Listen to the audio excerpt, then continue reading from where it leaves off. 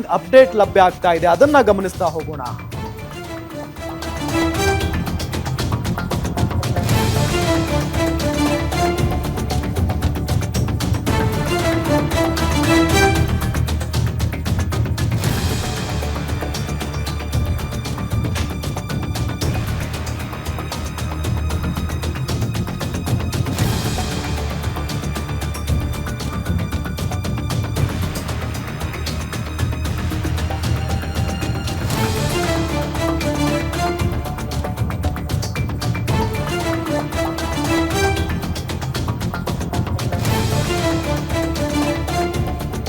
ಉಗ್ರಗಾಮಿಗಳ ರುಂಡ ಚಂಡಾಡೋದಕ್ಕೆ ಮಹಾಶಪಥವನ್ನ ಮಾಡಲಾಗಿದೆ.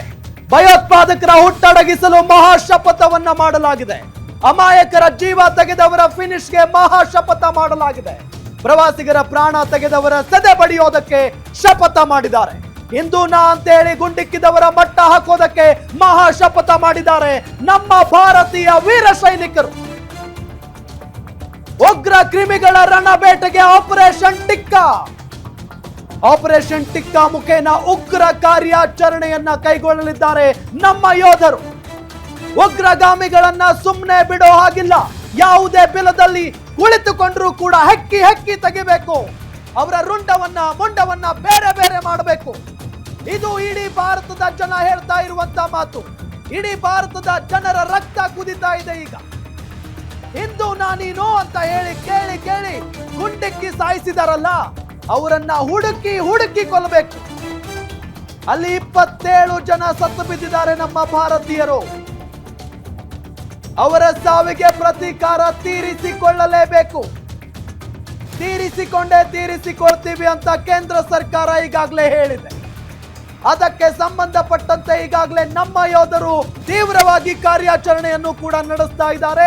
ಇವತ್ತು ಬೆಳಗ್ಗೆಯಿಂದ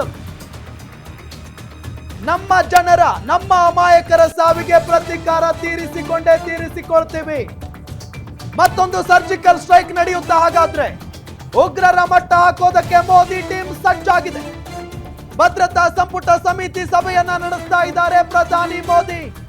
ಸಭೆಯಲ್ಲಿ ರಾಜನಾಥ್ ಸಿಂಗ್, ಅಮಿತ್ ಶಾ, ಅಜಿತ್ ದೋವಲ್ ಭಾಗಿಯಾಗಿದ್ದಾರೆ. 3 ಸೇನಾ ಪಡೆ ಮುಖ್ಯಸ್ಥರು ಸಭೆಯಲ್ಲಿ ಭಾಗಿಯಾಗಿದ್ದಾರೆ.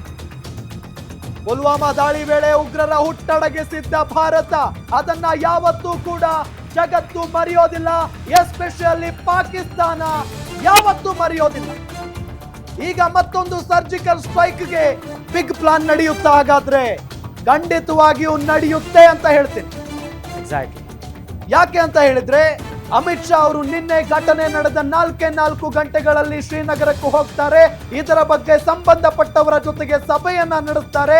ಅದಕ್ಕಿಂತ ಮುಂಚೆ ಒಂದು ಟ್ವೀಟ್ ಮಾಡಿದ್ರು ಅಖಿಲೇಶ್, ಪ್ರತೀಕಾರ ತೀರಿಸಿಕೊಳ್ತೀವಿ ಅಂತ ಹೇಳಿ ಬಿಡೋದಿಲ್ಲ ಅನ್ನುವಂತ. ಇವತ್ತು ರಾಜನಾಥ್ ಸಿಂಗ್ ಅವರು ಮಾತನಾಡಿದ್ದಾರೆ. ರಕ್ಷಣಾ ಸಚಿವರು ಯಾವುದೇ ಬಿಲದಲ್ಲಿ ಅಡಗಿ ಕೂತಿದ್ರು ಕೂಡ ಹುಡುಕಿ ಹೊಡಿತೀವಿ. ಈ ಘಟನೆಯಲ್ಲಿ ಭಾಗಿಯಾದವರನ್ನ ಸುಮ್ಮನೆ ಬಿಡೋ ಮಾತೇ ಇಲ್ಲ ಅನ್ನೋ ನಿಟ್ಟಿನಲ್ಲಿ ಹೇಳಿದ್ದಾರೆ ರಕ್ಷಣಾ ಸಚಿವ ರಾಜನಾಥ್ ಸಿಂಗ್ ಅವರು. ಇದೆಲ್ಲದರ ನಡುವೆ ಮೋದಿ ಅವರ ನೇತೃತ್ವದಲ್ಲಿ, ಪ್ರಧಾನಮಂತ್ರಿ ನರೇಂದ್ರ ಮೋದಿ ಅವರ ನೇತೃತ್ವದಲ್ಲಿ ಈಗ ಸಭೆ ನಡೀತಾ ಇದೆ. ಬಹಳ ಪ್ರಮುಖವಾಗಿ ರಕ್ಷಣಾ ಸಚಿವರು ಭಾಗಿಯಾಗಿದ್ದಾರೆ. ರಾಜನಾಥ್ ಸಿಂಗ್, ಕೇಂದ್ರ ಗೃಹ ಸಚಿವ ಅಮಿತ್ ಶಾ ಅವರು ಭಾಗಿಯಾಗಿದ್ದಾರೆ. ಅಜಿತ್ ದೋವಲ್ ಇದ್ದಾರೆ. 3 ಸೇನಾ ಪಡೆಗಳ ಮುಖ್ಯಸ್ಥರು ಕೂಡ ಇದ್ದಾರೆ. ಹಾಗಾಗಿನೇ ಇಲ್ಲಿ ಕುತೂಹಲ ಇದೆ. ಮತ್ತೊಂದು ಸರ್ಜಿಕಲ್ ಸ್ಟ್ರೈಕ್ಗೆ ಬಿಗ್ ಪ್ಲಾನ್ ನಡೀತಾ ಇದೆಯಾ ಹಾಗಾದ್ರೆ ಅಂತ ಹೇಳಿ. ಇದು ಭಾರತದ ಸ್ವಾಭಿಮಾನ. ಭಾರತ ತಕ್ಕ ಉತ್ತರವನ್ನ ಕೊಡಲೇಬೇಕು ಆ ಪಾಪಿ ಉಗ್ರರಿಗೆ. ಕೊಡ್ತಾರೆ. ಅದಕ್ಕೆ ಈ ಸಭೆ ನಡೀತಾ ಇರೋದು.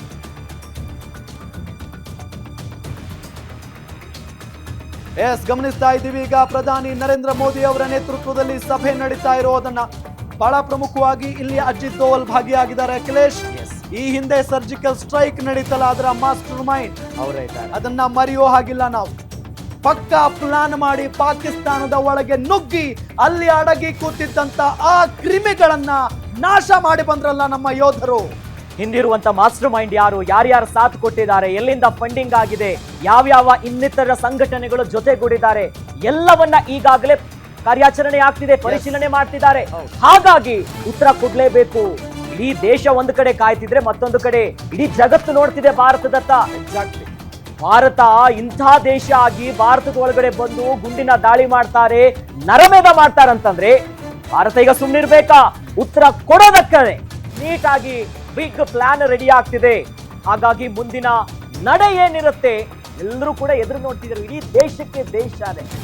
ಉಗ್ರ ಕ್ರಿಮಿಗಳ ರಣಬೇಟೆಗೆ ಆಪರೇಷನ್ ಟಿಕ್ಕಾ ಕಾರ್ಯಾಚರಣೆಗೆ ನಮ್ಮ ಸೈನಿಕರು ಮುಂದಾಗಲಿದ್ದಾರೆ ಅನ್ನೋ ಮಾಹಿತಿಯು ಕೂಡ ಲಭ್ಯ ಆಗ್ತಾ ಇದೆ. ಎಕ್ಸಾಕ್ಟ್ಲಿ. ಯಾವುದೇ ಕಾರಣಕ್ಕೂ ಬಿಡಂಗಿಲ್ಲ. ಈ ಉಗ್ರರನ್ನ ಆದಷ್ಟು ಬೇಗ ಪ್ರತೀಕಾರ ತೀರಿಸಿಕೊಳ್ಳಲೇಬೇಕು. ಅದೊಂದೇ ಇರೋದೀಗ. ಇನ್ಯಾವತ್ತೂ ಕೂಡ ಭಾರತದ ಮೇಲೆ ಅಥವಾ ಭಾರತಕ್ಕೆ ಯಾವತ್ತು ಎಂಟ್ರಿ ಕೊಡಬೇಕು ಅಂತ ಹೇಳಿ ಅವರು ಯೋಚನೆ ಮಾಡಬೇಕು. ಈಗ ಪ್ರಧಾನಿ ನರೇಂದ್ರ ಮೋದಿ ಅವರ ನೇತೃತ್ವದಲ್ಲಿ ಸಭೆ ನಡೀತಾ ಇದೆ. ಸಭೆಯಲ್ಲಿ 3 ಸೇನಾ ಪಡೆಗಳ ಮುಖ್ಯಸ್ಥರು ಭಾಗಿಯಾಗಿದ್ದಾರೆ, ಘಟಾನುಘಟಿ ನಾಯಕರು ಭಾಗಿಯಾಗಿದ್ದಾರೆ. ಹಾಗಾದ್ರೆ ಸಭೆಯ ನಂತರ ಏನೆಲ್ಲ ನಿರ್ಧಾರಗಳನ್ನ ಕೈಗೊಳ್ಳಬಹುದು ಗಮನಿಸ್ತಾ ಹೋಗೋಣ. ಪಾಕ್ ಉಗ್ರ ತಾಣಗಳ ಮೇಲೆ ದಾಳಿ ನಡೆಸುವಂತ ಸಾಧ್ಯತೆ ಇದೆ. ಪಾಕ್ ಉಗ್ರ ತಾಣಗಳ ಮೇಲೆ ದಾಳಿ ನಡೆಸುವಂತ ಸಾಧ್ಯತೆ. ಇದರ ಬಗ್ಗೆ ಈಗ ಒಂದು ನಿರ್ಧಾರವನ್ನ ತೆಗೆದುಕೊಳ್ತಾರೆ ನರೇಂದ್ರ ಮೋದಿ ಅವರು. ಅವರ ನೇತೃತ್ವದಲ್ಲೇ ನಡೀತಾ ಇರುವಂತಹ ಒಂದು ಸಭೆ ಇದು. ಪಾಕ್ ಉಗ್ರ ತಾಣಗಳು ಎಲ್ಲೆಲ್ಲಿದ್ದಾವೆ ಹುಡುಕಿ ಹೊಡಿಬೇಕು ಅನ್ನೋದರ ಬಗ್ಗೆ ನಿರ್ಧಾರವನ್ನ ತೆಗೆದುಕೊಂಡು ನಮ್ಮ ಯೋಧರಿಗೆ ಹೇಳಿದ್ರೆ ಮುಗೀತು. ಕತೆ ಕಲಾಸು. ಪಾಕಿಸ್ತಾನದ ಕತೆ. ಪಾಕಿಸ್ತಾನದಲ್ಲಿ ಅಡಗಿ ಕೂತಿರುವಂತ ಈ ನರ ರಾಕ್ಷಸರು, ಇವರ ಕತೆ ಮುಗೀತು ಅಂತಾನೆ ಲೆಕ್ಕ. ಉಗ್ರರ ಲಾಂಚ್ ಪ್ಯಾಡ್ ಗಳನ್ನ ಧ್ವಂಸ ಮಾಡುವ ನಿರ್ಧಾರವನ್ನ ಕೂಡ ತೆಗೆದುಕೊಳ್ಳುವಂತ ಸಾಧ್ಯತೆ ಇದೆ. ಉಗ್ರರ ಲಾಂಚ್ ಪ್ಯಾಡ್ ಗಳನ್ನ ಎಲ್ಲಿಂದ ಕಾರ್ಯಾಚರಣೆ ಮಾಡ್ತಾರೆ, ಯಾವ ರೀತಿಯಾಗಿ ನಡೆಸ್ತಾರೆ ಅನ್ನೋದಾಗಿ ಆ ಲಾಂಚ್ ಪ್ಯಾಡ್ ಮೇಲೆ ನೀಟಾಗಿ ದಾಳಿ ಮಾಡೋದಕ್ಕೆ ಪ್ಲಾನ್ ಮಾಡುವಂತ ಎಲ್ಲಾ ಸಾಧ್ಯತೆಗಳಿದೆ. ಸುಮ್ಮನೆ ಬಿಡಬಾರದು. ಈ ನಿರ್ಧಾರಗಳನ್ನ ತೆಗೆದುಕೊಳ್ತಾರೆ. ಇವೆಲ್ಲ ಸಾಧ್ಯತೆಗಳು ಈಗ ಇರೋದು. ಈಗ ಈ ಸಭೆ ಆದ ಮೇಲೆ ಏನ್ ಮಾಡ್ತಾರೆ ಅನ್ನುವಂತ ಪ್ರಶ್ನೆಗೆ ಇದೆ ಉತ್ತರ. ಮೊದಲಿಗೆ ಅವರ ಲಾಂಚ್ ಪ್ಯಾಡ್ ಗಳು ಎಲ್ಲಿದೆ, ಅದಾದ್ಮೇಲೆ ಯಾವ ರೀತಿ ಕಾರ್ಯಾಚರಣೆ ಮಾಡಬೇಕು, ಇನ್ನು POK ಉಗ್ರರ ಲಾಂಚ್ ಪ್ಯಾಡ್ ಗಳನ್ನ ನಾಶ ಮಾಡುವಂತದ್ದು. ಎಕ್ಸಾಕ್ಟ್ಲಿ. ಎಲ್ಲಿದ್ದಾರೆ ಬುಡ ಸಮೇತ ಕಿತ್ತು ಬಿಸಾಕಬೇಕು ಈ ಪಾಪಿ ಪಾಕಿಸ್ತಾನದ ನರಹಂತಕರನ್ನ. ಸೊ ಆ ನಿಟ್ಟಿನಲ್ಲಿ ಇವೆಲ್ಲ ಪ್ಲಾನ್ ಮಾಡುವಂತ POK ಪಾಕ್ ಆಕ್ರಮಿತ ಕಾಶ್ಮೀರ ನಮ್ಮದೇ ಉಗ್ರರ ಲಾಂಚ್ ಪ್ಯಾಡ್ ಗಳಿದಾವೆ. ನಮ್ಮ ಭಾರತದ್ದೇ ಅದು. ಆದ್ರೆ ಪಾಕ್ ಆಕ್ರಮಿತ ಕಾಶ್ಮೀರ ಅಂತ ಹೇಳಿ ಕರೀತಾರೆ. ಅಲ್ಲಿ ಬಹಳ ಧೈರ್ಯವಾಗಿ ತಾವು ಅಡಗು ತಾಣಗಳನ್ನ ಮಾಡ್ಕೊಂಡಿದ್ದಾರೆ ಈ ಹೆದರ್ಪುಕ್ಕರು, ಈ ನೀಚರು, ಈ ನರಹಂತಕರು. ಅವರ ಉಗ್ರರ ಲಾಂಚ್ ಪ್ಯಾಡ್ ಗಳನ್ನ ನಾಶ ಪಡಿಸುವ ನಿರ್ಧಾರವನ್ನ ತೆಗೆದುಕೊಳ್ಳುವಂತ ಸಾಧ್ಯತೆ ಇದೆ ಈ ಒಂದು ಸಭೆಯಲ್ಲಿ. ಅದಾದ ನಂತರ 2016 ಮತ್ತು 2019 ರೀತಿ ಸರ್ಜಿಕಲ್ ಸ್ಟ್ರೈಕ್ ಇದಾಗಬೇಕು. ಎಲ್ಲರೂ ಕಾದು ಕೂತಿರುವಂತ ವಿಚಾರ ಇದು. ಸರ್ಜಿಕಲ್ ಸ್ಟ್ರೈಕ್ ನಡಿಲೇಬೇಕು. ಈ ಕ್ಷಣಕ್ಕೂ ಕೂಡ ನಮ್ಮ ಭಾರತದ ಮೇಲೆ ಪದೇ ಈ ರೀತಿಯಾಗಿ ದಾಳಿಯನ್ನ ಮಾಡ್ತಾ ಇರೋರಿಗೆ ತಕ್ಕ ಪಾಠ ಕಲಿಸಬೇಕು. ನ್ಯಾಷನಲ್ ಸೆಕ್ಯೂರಿಟಿ ವಿಚಾರದಲ್ಲಿ ಭಾರತ ಯಾವತ್ತೂ ಕೂಡ ಸುಮ್ಮನೆ ಬಿಡೋದಿಲ್ಲ. ಅದಕ್ಕೆ ಈಗಾಗಲೇ ಎಕ್ಸಾಂಪಲ್ 2016-19 ಕೊಟ್ಟಾಗಿದೆ. ಏರ್ ಸ್ಟ್ರೈಕ್ ಆಯ್ತು, ಸರ್ಜಿಕಲ್ ಸ್ಟ್ರೈಕ್ ಆಯ್ತು, ಎಲ್ಲರೂ ಕೂಡ ಬಿಚ್ಚಿಕೊಂಡು ಅಯ್ಯೋ ಭಾರತ ಹಿಂಗ್ ಮಾಡ್ಬಿಡುತ್ತಾ ಅನ್ನೋದಾಗಿ. ಈಗ ಈ ಜಗತ್ತು ನೋಡ್ತಾ ಇದೆ, ಭಾರತ ನೋಡ್ತಾ ಇದೆ ಏನ್ ಮಾಡ್ಬೋದು. ಸಭೆಯ ಬಳಿಕ ಅವರ ಲಾಂಚ್ ಪ್ಯಾಡ್ ಗಳು ಎಲ್ಲಿದ್ದಾರೆ, ಏನಿದ್ದಾರೆ. ಆ ಕಾಲ ಮುಗಿದೋಯ್ತು. ನೋಡ್ಕೊಂಡು ಕೂತ್ಕೊಳ್ಳೋ ಕಾಲ ಮುಗಿದೋಯ್ತು.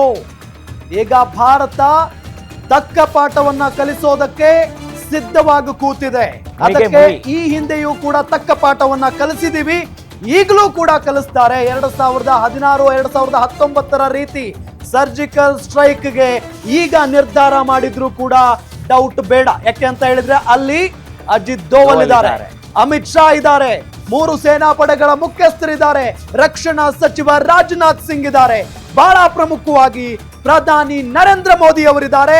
ಇದು ಕೇವಲ ನಮ್ಮ ಜನರನ್ನ ಟಾರ್ಗೆಟ್ ಮಾಡಿರುವಂತ ದಾಳಿಯಲ್ಲ. ಜೊತೆಗೆ ಪ್ರಧಾನಿ ನರೇಂದ್ರ ಮೋದಿ ಅವರಿಗೆ ಇಲ್ಲಿ ನೇರವಾಗಿ ಎಚ್ಚರಿಕೆಯನ್ನ ಕೊಟ್ಟು ಹೋಗಿದ್ದಾರೆ ಆ ನರಹಂತಕರು. ಅವ್ರನ್ನ ಬೆಂಬಲಿಸ್ತೀರಾ ಬಿಡಲ್ಲ ನಿಮ್ಮದು ಅನ್ನೋದಾಗ ಒಂದು ಸಂದೇಶ ಕಳಿಸಿದ್ದಾರೆ. ಹಾಗಾಗಿ ಕಾದು ನೋಡುವ ಕಾಲ ಹೋಯ್ತು. ಇನ್ನೇನಿದ್ರು ಕೂಡ ಮುಯಿಗೆ ಮುಯಿ, ಟಿಟ್ ಫಾರ್ ಟ್ಯಾಟ್ ಅಂದಾಗೆ ಪ್ರತೀಕಾರವೇ ಈಗ ಉತ್ತರ. ಹಾಗಾಗಿ ಯಾವ ನಿರ್ಧಾರ ಮಾಡ್ತಾರೆ ಅನ್ನೋದೇ ಬಹಳ ಬಹಳ ಕುತೂಹಲ ಕಾರಣ ಆಗಿರೋದು. ಈ ಸರ್ಜಿಕಲ್ ಸ್ಟ್ರೈಕ್ ಆದ್ರೆ ಅವ್ರು ಎಲ್ಲೆಲ್ಲಿದ್ದಾರೆ, ಎಲ್ಲೆಲ್ಲಿ ಅಡಗಿ ಕೂತಿದ್ದಾರೆ ಈ ನರ ರಾಕ್ಷಸರು, ಹೀಗೆ ನುಗ್ಗಿ ನಮ್ಮ ಅಮಾಯಕ ಜನರನ್ನ ಬಲಿ ತೆಗೆದುಕೊಂಡು ಹೋಗಿದಾರಲ್ಲ, ಅವ್ರು ಎಲ್ಲೆಲ್ಲಿದ್ದಾರೆ ಅನ್ನೋದರ ಬಗ್ಗೆ ಹುಡುಕಬೇಕು. ಹುಡುಕಿ ದಾಳಿ ಮಾಡಿ ಅವರನ್ನ ಕೊಲ್ಲಬೇಕು. ಇದು ಇಡೀ ಭಾರತ ಬಯಸ್ತಾ ಇರುವಂತ ವಿಚಾರ. ಹಾಗಾಗಿನೇ ಈ ಸಭೆಯಲ್ಲಿ ಈ ಎಲ್ಲಾ ವಿಚಾರಗಳ ಬಗ್ಗೆ ಚರ್ಚೆ ಆಗ್ತಾ ಇರುತ್ತೆ. ಅಖಿಲೇಶ್ ಆಗಿ ಒಂದು ನಿರ್ಧಾರಕ್ಕೆ ಬಂದೇ ಬರ್ತಾರೆ ಇವತ್ತು. ಸೂನ್ ಇದಕ್ಕೆ ಪ್ರತಿಕಾರ ಸಿಕ್ಕೇ ಸಿಗುತ್ತೆ. ಭಾರತ ಕಾಯ್ತಾ ಇದೆ, ಸರ್ಕಾರದ ಮೇಲೆ ಒತ್ತಡ ಇದೆ, ಪಾಕ್ ಉಗ್ರ ತಾಣಗಳ ಮೇಲೆ ದಾಳಿ ಮಾಡುವಂತಹ ಸಾಧ್ಯತೆ ಇದೆ. ಇದರ ಬಗ್ಗೆ ನಿರ್ಧಾರ ಅಂತೂ ಆಗೇ ಆಗುತ್ತೆ. ಅದೇನಾಗುತ್ತೆ ಆಗ್ಲಿ, ಯಾಕೆ ಅಂತ ಹೇಳಿದ್ರೆ ಇಡೀ ವಿಶ್ವವೇ ಬೆಚ್ಚಿ ಬಿದ್ದಿದೆ. ಕಾಶ್ಮೀರದಲ್ಲಿ ಈ ಘಟನೆ, ಈ ರೀತಿಯಾದಂತಹ ಘಟನೆ ಆಗಿದೆ, ಅಮಾಯಕರ ಮೇಲೆ ದಾಳಿ ಆಗಿದೆ ಅಂತ ಅಂದ್ರೆ.